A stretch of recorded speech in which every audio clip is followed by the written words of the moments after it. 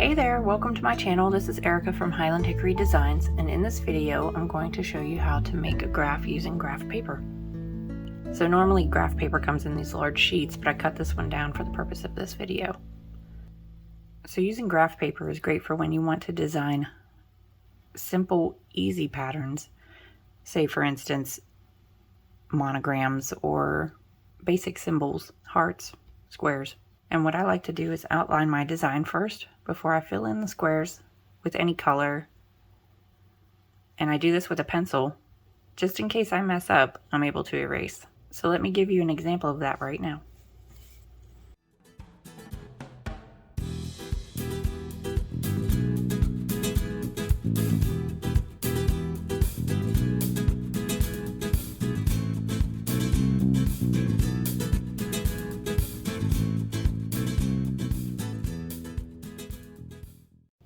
Okay, so I'm not sneaky. I already had this planned out. So you would just fill in your blocks. You can also do this with colored pencils, especially if you're changing colors. But these simple designs are great for hand towels, blankets, if you want to get large, table runners and other home decor, anything you can think of really. So I'd like to show you an example of how to number your graph so that when you're working, you can keep track of what row you're on.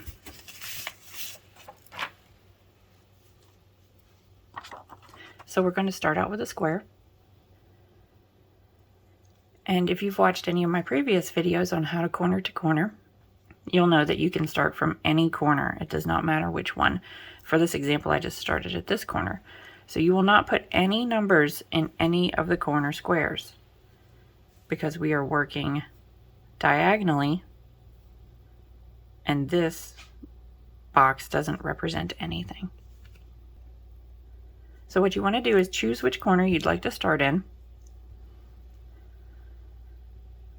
and put your number ones on either side of that corner.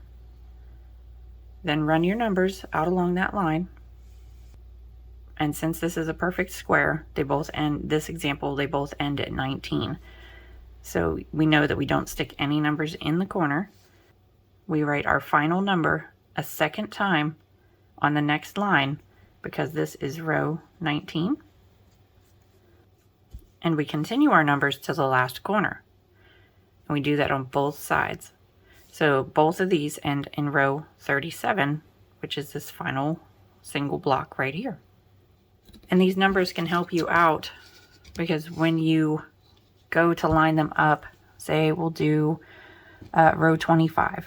So you take your ruler, your straight edge, anything you have, and line up 25 and 25.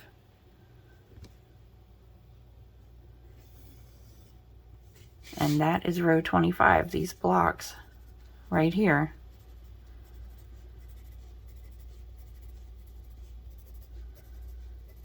Will be your row 25. So now there's a difference between a square and a rectangle. With the square, you would mark your corners at row 19 and begin decreasing, but the rectangle is a slightly different.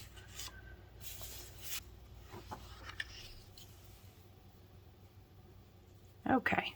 Normally I would use colored pencils to make one of these graphs, but I couldn't find mine, so I had to use ink pen. The colored pencils would allow you to see the blocks better. The ink pens kind of hide it a bit more, but the choice is yours. Okay, so for a rectangle, you're going to start out exactly the same as you did for a square. Again, it doesn't matter which corner you start at with running your numbers. For this example, I chose this corner here to begin.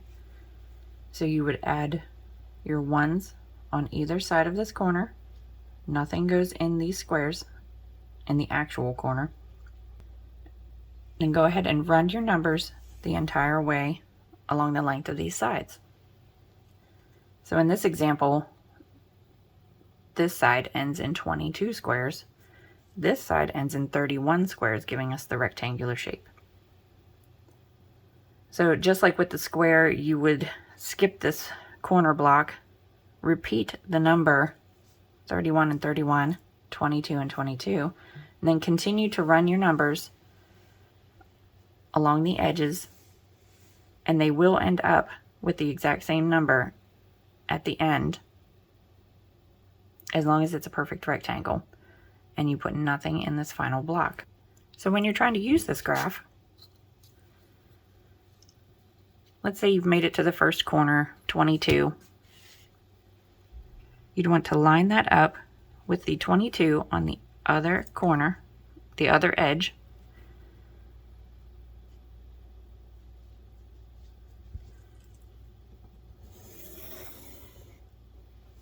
And that would be your row 22 right there.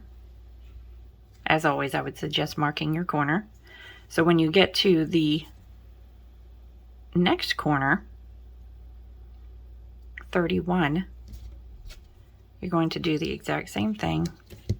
Take your straight edge and line it up with the 31 opposite on the other line.